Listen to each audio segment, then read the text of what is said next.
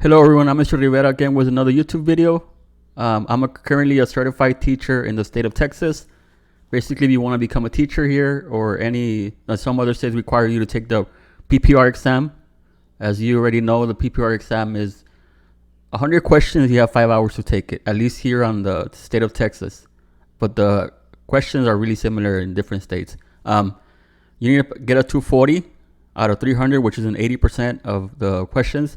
And some of the questions, about like 10 of them, they're just integrated newly every year. So I don't know how the scoring works, but some of the questions don't count towards you and some of them do. So I wish you the best of luck.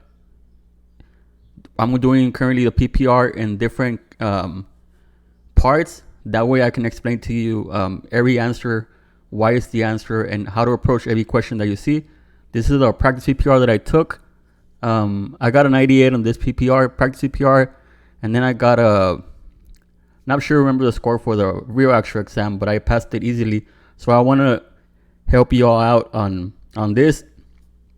Also, if you guys found this video useful, if y'all can help me get monetized. Currently I have only 13 subscribers, so I want to continue doing the parts because there's 13 competencies, and so far I've done 1 and 2, 3 and 4. And today I'm going to do 5 and 6. So I want to keep doing that.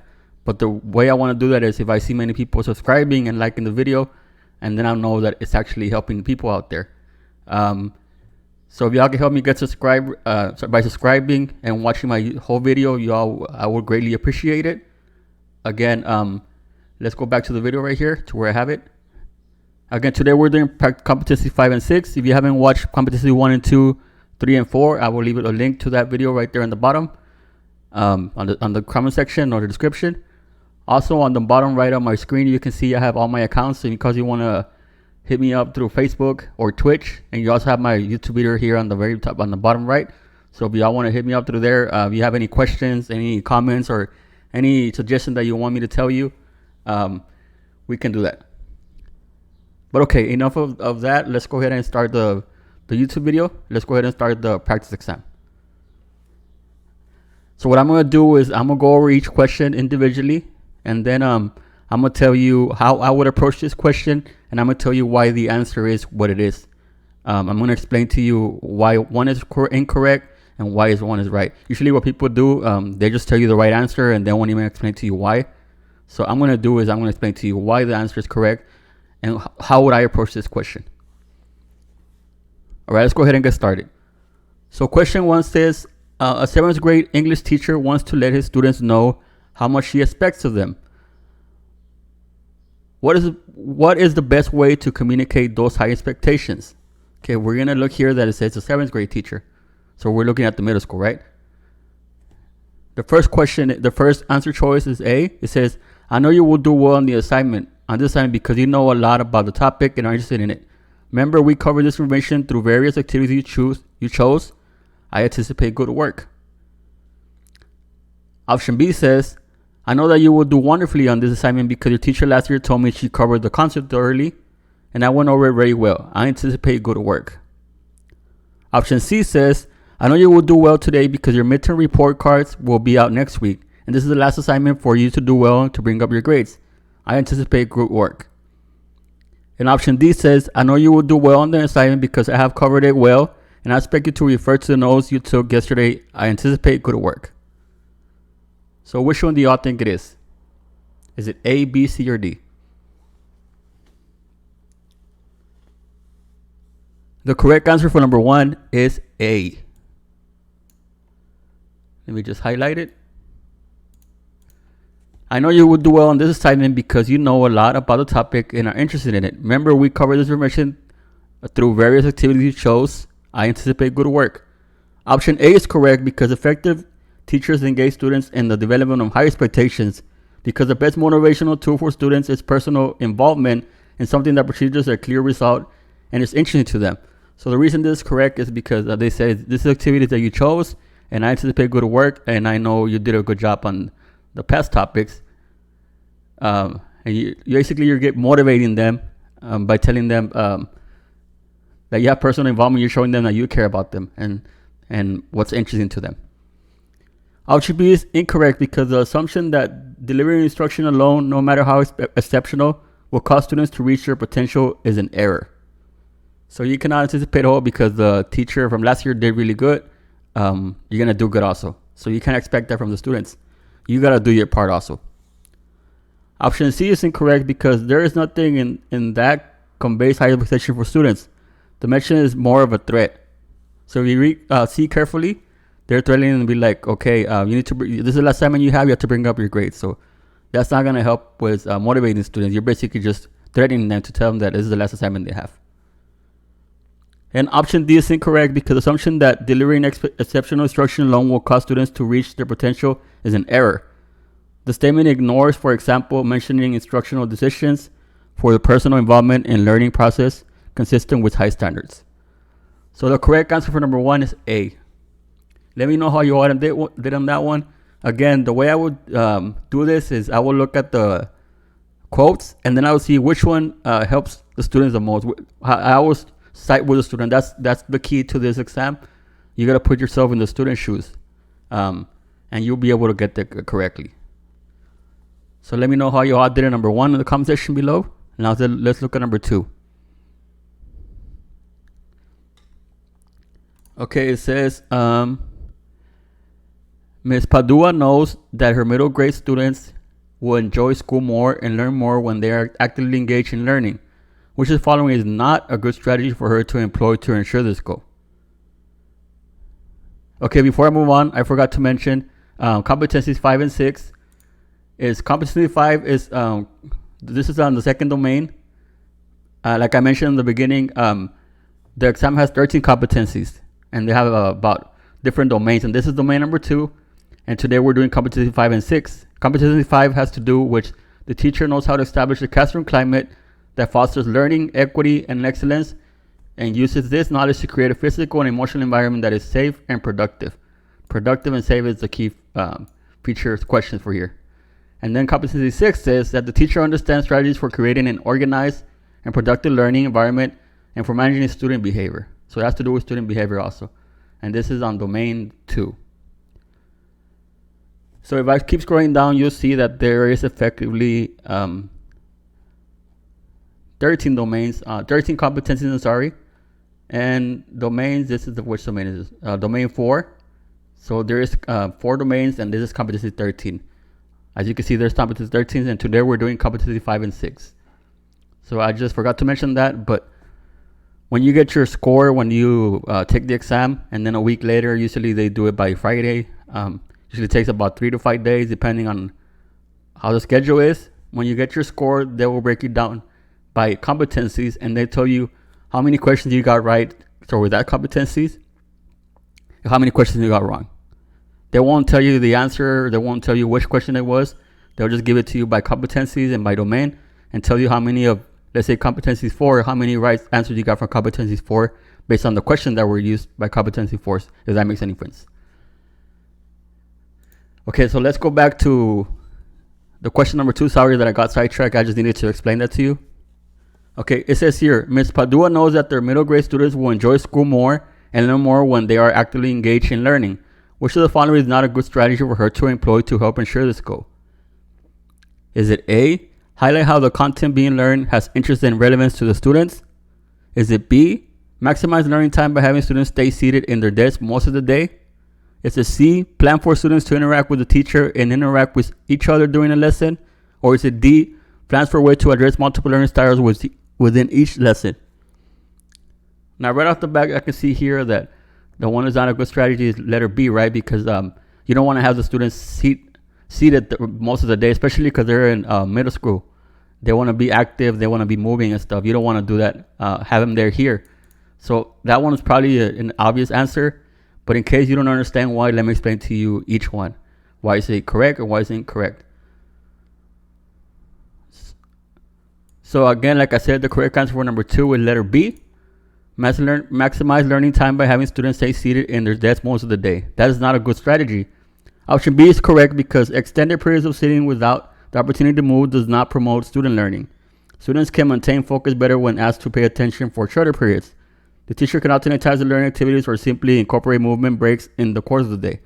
So you don't want to have the students seated the whole class of the day, especially not in junior high.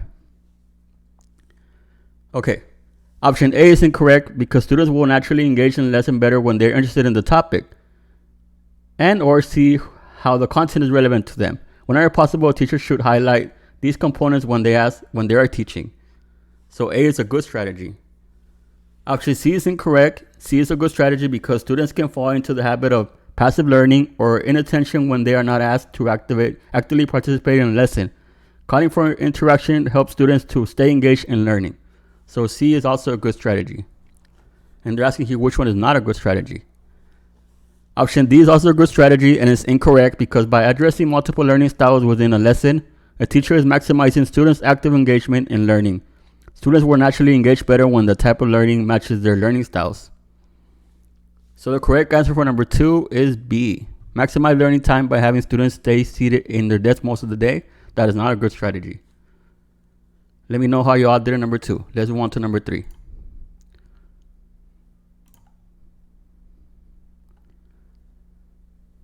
Okay, here it's telling you to select all the apply.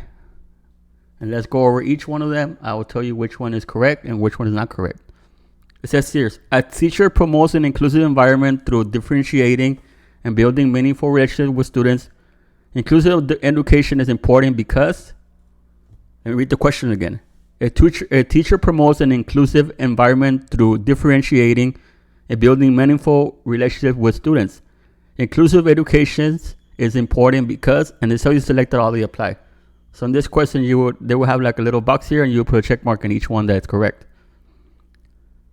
So let's go over each of the answer choices and let's see why it's important, why it's correct or why it's wrong. Option A says the classroom climate impacts construction of knowledge. That is correct. Option A is correct because inclusive education is important because the classroom climate impacts construction of knowledge. The teacher has made efforts to differentiate instruction and building a meaningful relationship with students, which promotes a positive environment. Remember how it says in competencies 4 that you want to, competency 5, I don't know what was competency 5 or 6, that you have to build a good relationship with your students. That's why that was correct. Option B, let's look at option B. The classroom climate promotes emotions that impact attitude. Option B is also correct. Option B is correct because inclusive education is important because, let me mention again, because the climate promotes emotions that impact attitude in a positive way so that students are motivated to learn. A caring teacher who differentiates instruction and builds meaningful relationships with students makes a difference to a student's attitude. Research suggests that a positive attitude correlates with motivation to learn. So if they're motivated, they get impact in their attitude wise, which is this one impacts them in a good way. Let's look at letter C. Student gain access to multicultural literature. Option C is incorrect. Option C is incorrect because multicultural literature is not the goal of an inclusive classroom. Remember, the keyword here is inclusive. Multicultural literature includes the use of books and materials that reflect a variety of cultures. While this is a good practice, inclusive education represents a broad range of goals in which students of all backgrounds and varieties can freely express opinions and fully participate in teaching, learning, work, and social activities in a self environment. So option C is not a correct answer. That one I would probably would have picked it because it's a good strategy, but if you look at it, says which promotes an inclusive environment. So that's why that one's not correct. So just be careful on what they're asking. Option D says, with inclusion, no one is bullied. Option D is incorrect because inclusive environments still have students who bully others. A bully uses superior strengths or influence to intimidate another person.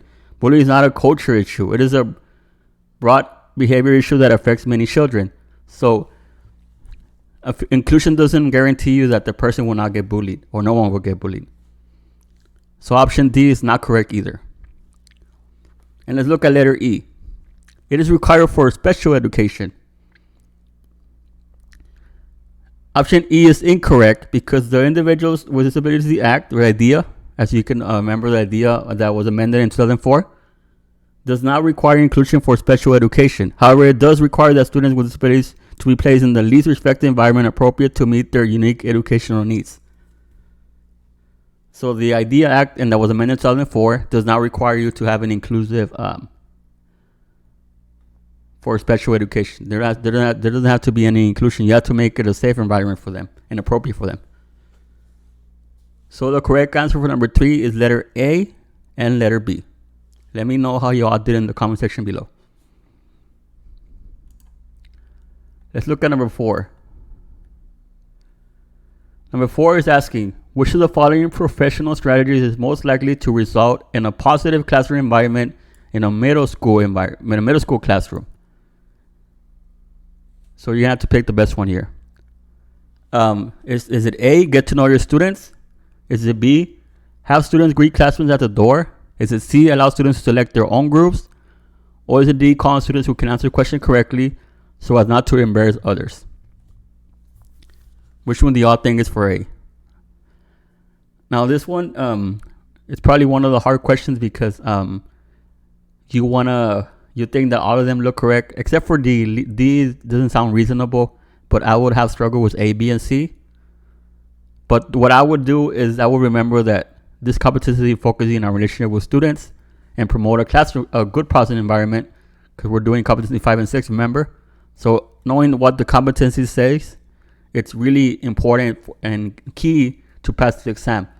So again, if I look at the competencies, where is it, number 5? Number 5 says that the teacher knows how to establish a classroom that fosters learning, equity, and excellence, and uses knowledge to create a physical and emotional environment that is safe and productive. And 6 says that teacher understands strategies for creating an organized and productive learning environment and for managing student behavior. So by reading those statements, I know that one of them is talking about that. But let's go over each answer choice, and I'll tell you which one is right and why. So which of the following professional strategies is more likely to result in a positive classroom environment in a middle school classroom? The correct answer for number 4 is A, get to know your students. Option A is correct because in order to promote a positive attitude toward the class and the teacher should make an effort to connect with each student by learning more about them. Option B is incorrect because the teacher should meet the class at the door, not the students. The teacher should be the one meeting them at the door. Option C is incorrect because groups should vary. While students may occasionally select groups, typically teachers strategically form groups for class activities. So you should focus more on, depending on what class activity you have, on the way you want to group them. It's better to have occasionally switch the groups around. And option D is incorrect because the teacher should involve all students in learning activities and should call on for their participation purposes. So the correct answer for number 4 is A, get to know your students. That's really important.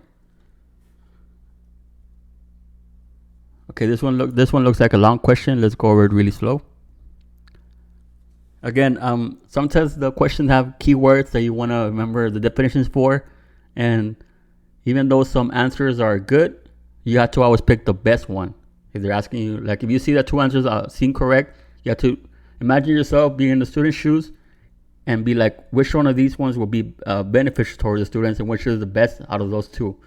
Usually it's 2 that are closely related or one is a part of another, so just pay attention to that. My recommendation. Okay, number 5 says students in Mr. Rivera's social study class, oh, he's also called Mr. Rivera like me, at Wimbledon High School become quickly very proficient at using an application software that helps create anything from rugged terrains to floor plans. The application is easy to use, and within just a few clicks, users can furnish their plans with a huge library of objects that application has available. So you're just talking about the software they're talking about right here. So let's keep going. The principal has announced that school is going to build a new cafeteria and is asking all students for the input. The high school has 1,300 students. The lunch experience is awful. During lunch, students have to wait in long lines, rush to finish, and some eat in the makeshift lunchrooms. The situation is so bad that only half of the students eat cafeteria lunch. The food is not the problem though, but how it's served. To address the issue, using the application software, Mr. Rivera groups his students such that each group focus on different aspects of design to produce a world-class lunch experience. The students have 2 weeks to present their design to the principal. By having students engage on this project, Mr. Rivera will more likely help them.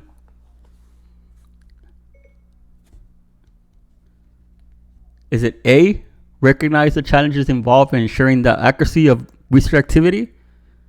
Is it B, develop a sense of involvement and responsibility in relation to the larger school community?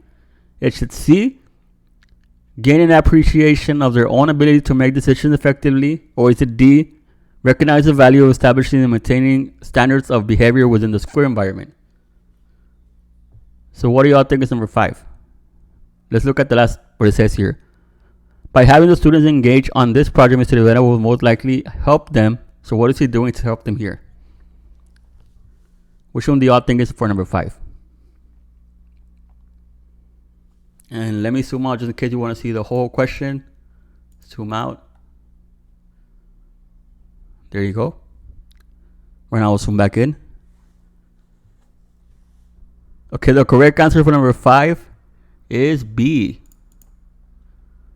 Develop a sense of involvement and responsibility in relation to the larger school community.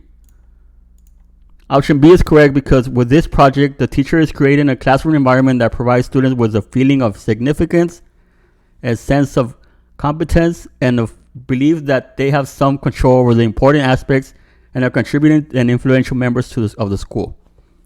So that's why B is correct. Let's look at why A is wrong. A is incorrect because the project will certainly involve a lot of research for students that to zero in the most effective layout for the cafeteria, and the accuracy is very important for the best design. However, this is only a byproduct of the real rationale behind the student engagement on this project. You see how A is also correct, but however, this is only a portion out of the whole part. A is like a part of B, if that makes any sense. So just be careful on that. Option C is incorrect because there's nothing in the question STEM that supports that students can make decisions effectively. All we know is that they are very efficient at using application software that easily create floor plans. So this one is C is more likely like something you can eliminate right at the beginning because it's not saying there on the statement. That's all we know, that they're really good on the application, using the application. Option D is incorrect because this is a distractor. Standards of behavior are not the issue here. A classroom climate for collaboration and supportive interaction that promotes a sense of community is the main theme of the question. So D is probably like a curve that they're going to throw at you and they will like, okay, this makes sense, but it has nothing to do with the questions then. So option D is incorrect. So the correct answer for number 5 is B. Develop a sense of involvement and responsibility in relation to the larger school community. Let me know how you all did in the comment section below for that one. And let's move on. Number 6. Which of the following strategies is most effective in promoting pro-social behavior in 5-year-olds? We're looking at 5-year-olds here. Is it A, inviting the principal to discuss examples of the pro-social behaviors? Is it B, modeling pro-social behaviors for students daily? Is it C, provide frequent verbal reminders to students? Or is it D, posting rules and expectations around the classroom? So we look at this question, it's asking which one is the most effective. Usually, this question is going to be throwing you curveball, like asking the principal and stuff like that. And as your worker, you think, okay, I want my superiors to help me out and stuff like that. But just remember, it's your classroom, and you're the one that's in control of what's going on there. They interviewed you, and they hired you for that reason. If you are calling the principal all the time to help you discuss about that, even though it's a good idea, you're letting others control what you do in the classroom, if that makes any sense. So we can eliminate A right off the back, inviting the principal.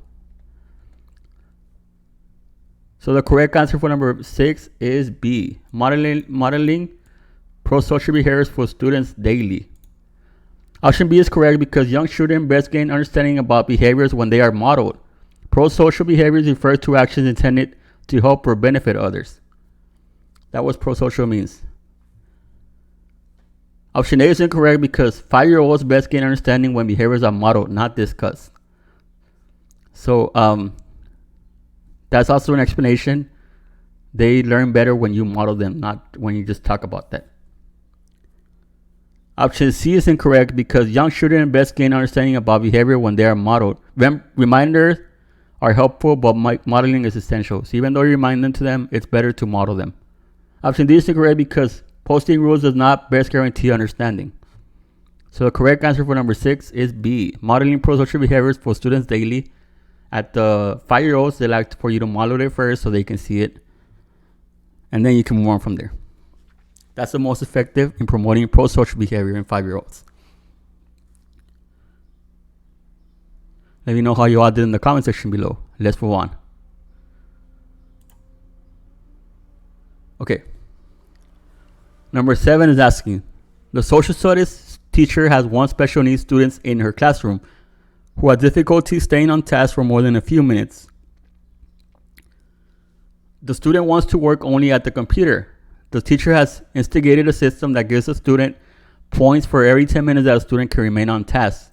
After the student has earned 50 points, the student may go to the computer for a specified period of time. The teacher's primary goal in setting up this reward system is to what? Is it A, keep the students from causing problems in the classroom? Is it B, move the students from external control to self-control and self-monitoring? Is it C, provide a system that the students' parents will consider too punitive, that will not consider too punitive, Or is it D, model how to use positive reinforcement for other students? Which one do you think it is? What's the primary goal? The correct answer for number 7 is also B. So, if you're like me, you're gonna be like, okay, but I don't think this one is B because the last one was B and then the other one was B. And now you're questioning yourself, all the 3 of them in a row are B. So remember, this is for be a teacher, you don't have to consider that maybe all the questions are going to be A, maybe answer is going to be A, maybe all the answers are going to be B, or sometimes you're going to have 10 in a row. You have 100 questions, so you're going to have some that are randomized and some of them will be part B for like 5 in a row, or just don't question yourself on that part, because that's what happened to me, and I found that it's better to not question yourself on that. Okay, so the correct answer for number 7 is B. Option B is correct because the teacher uses the reward system in the hopes that the students will begin to manage his own behavior. In the real world, external control is not what is required. Most citizens use self-monitoring and self-control in their everyday lives. Students must learn to do this also. Teach in a school what students will need for their life. So you want to help them for whenever they go to the real world. So option A is incorrect because teachers should always be setting up rules and behavior programs to move students closer to having self-control, not just control the student. So you should have behavior rules and setting up rules also. Behavior programs and setting up rules, Option C is incorrect because the teacher should follow best practices and not do things that make parents happy. Again, the teacher should follow best practices and not do things that make parents happy. It's on it's in the teacher's interest to do that. If you want to keep every parent happy, you're going to find out that you cannot do that. So you should do what's best on your interest and what's best on the interest for the class. Option D is incorrect because the other students are on task. The teacher is not teaching behavior management to the rest of the class, and so is not modeling for the other students. So the problem here, or the situation that's going on here, I'm sorry for saying a problem. The situation that's going on here is the student that has special needs, not the other class. The other class are on task, so you shouldn't use behavior management. You shouldn't use him as an example to teach the other class what's going on. So the correct answer for number 7 is B. Now let's look at number 8. We're almost done. Just 2 more questions, and then if I see there's positive feedback, I'll continue with competency 7 and 8. There's 13 in total. Number 8, Ms. Hayden, along with other kindergarten teachers at Vista Elementary, plans the day with a large block of times and establishes a routine when the students first begin school. She knows students need a structure, so she organizes tasks such as watering the plants, feeding the ferret, putting away equipment, and cleaning up after the painting. Ms. Hayden can most effectively have students follow a routine by, is it A, adding new tasks on a daily basis so more children have a task of their own to complete? Is it B, empowering a student who has shown leadership to direct the cleanup? Is it C, making adjustments for the youngest students in the class and excusing them from participating? Or is it D, developing a sense of responsibility among the class so they take pride in being a member of the group? Member of group. Which one do y'all think for number 8?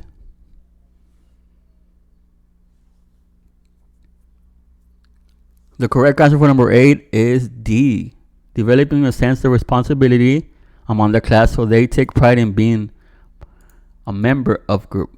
I'm just going to leave it there, put it right there, of the group. Option D is correct because children at the kindergarten are in stage of social development such that they want to please everyone. Because remember, we're talking about kindergartens here. A sense of purpose develops for the children according to Eric Erickson's initiative versus guilt stage. Such initiative must be encouraged. Teachers with knowledge of the information involve students in establishing classroom rules, procedures, and routine because the children are more likely to follow rules that they can help make. So that's why it's letter D. And let me tell you why it's not A. Option A is incorrect because students need consistency, and if new tasks are added on a daily basis, they may not have enough time to become established in a routine. They need consistency. We're talking about kindergartens here.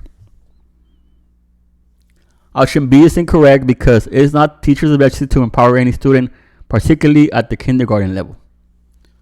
And option C is incorrect because by making allowance for children who are younger than the rest of the class would not teach your students to share in responsibilities. So it shouldn't be this case.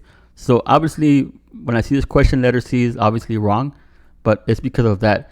Because make allowance for students who are younger than the rest of the class will not teach students to share responsibilities. And they have to learn how to show responsibilities in this situation. So the correct answer for number 8 is D, developing a sense of responsibility among the class so they take pride in becoming a member of a group. And let's look at the last question for this competencies. It says, the science teacher has few behavior problems in the science lab. Students begin on time and finish on time. What method would help a teacher establish his time on task in the classroom so that time is not wasted? And read it again. The science teacher has a few behavior problems in the science lab. Students begin on time and finish on time. So it's not that they're not finishing on time because they're misbehaving. So what method will help teachers establish this time on task in classrooms so that time is not wasted? What can a teacher do to monitor, to help solve behavior problems in the science lab because they already finished with their work? So what should she do? Is it A, post the time allowed for each project or assignment and then at the given intervals post on the chalkboard how much time is remaining? Is it B, penalize students who do not finish an assignment on time by deducting points for every minute they're required to finish? That one seems like a punishment, so I think B is not an answer. Option C, requires the unfinished work will be taken home and finished for homework. Or option D, reduce the time students have a computer lab for every minute that they spend in finishing assigned work. Which one do you all think it is for number 9?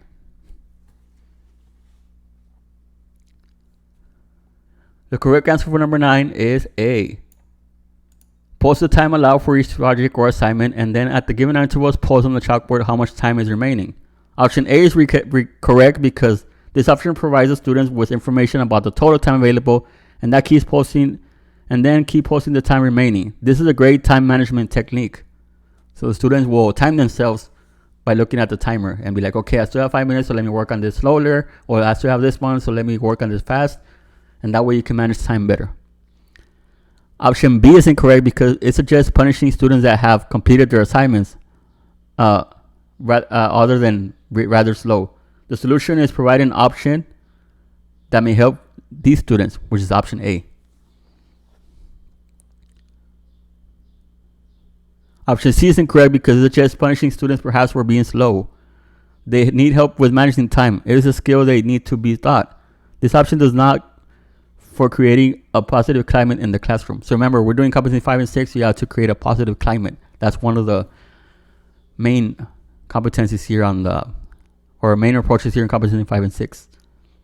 And option D It's incorrect because it's also punitive and does nothing to help students with managing time. Sometimes it may be necessary to be punitive, but not without first providing students with the skills necessary to manage their time and task. So the correct answer for number 9 is A. Pause the time allowed for each project or assignment, and then at given intervals, pause on the chalkboard how much time is remaining. All right. So let me know how you all did on the comment section below. Again, I'm Mr. Rivera. I'm a certified teacher here in the state of Texas.